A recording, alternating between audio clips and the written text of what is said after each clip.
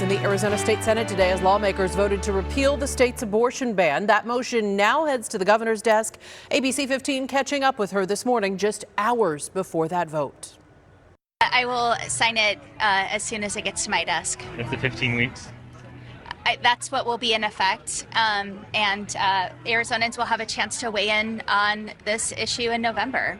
The governor's office telling ABC 15 that signing is expected to happen tomorrow. And when that bill is signed, that means a 2022 statute banning the procedure after 15 weeks of pregnancy would become the abortion law.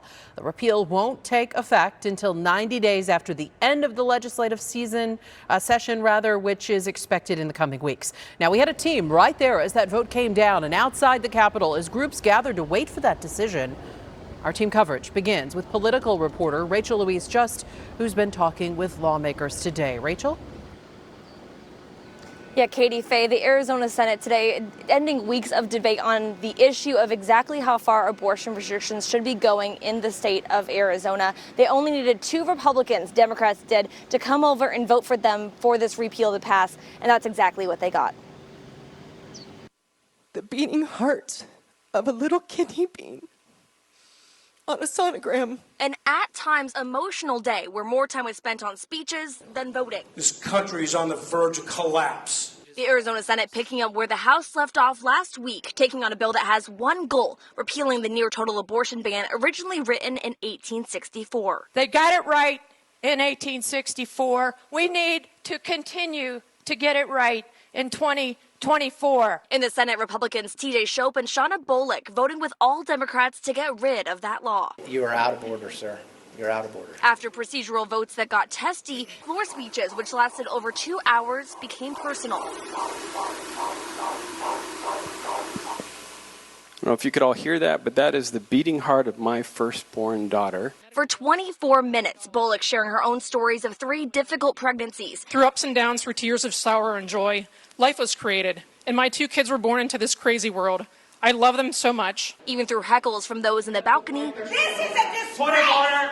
Vote already! Point of order, Mr. President. And her own party. Make your point of order. Yeah, I'm just asking if she would stick to the repeal of the bill.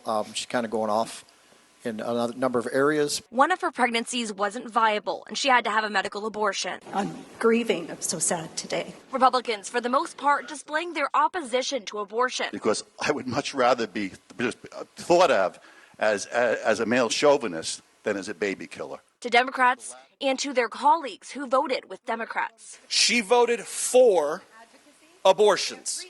She voted for 95% of all abortions continuing to exist. But Democrats say this is a step into the future. I don't want us honoring laws about women written during a time when women were forbidden from voting because their voices were considered inferior to men. And out of the 19th century when this language was written. I'm in support of anything that's going to protect lives of Arizonans. So if that's what gets us there, to make sure that people have the access to care that they need, then I'm supportive of that.